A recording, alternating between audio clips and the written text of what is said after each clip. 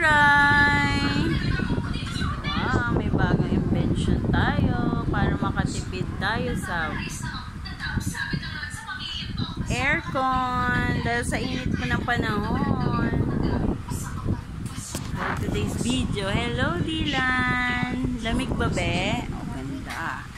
O, yan.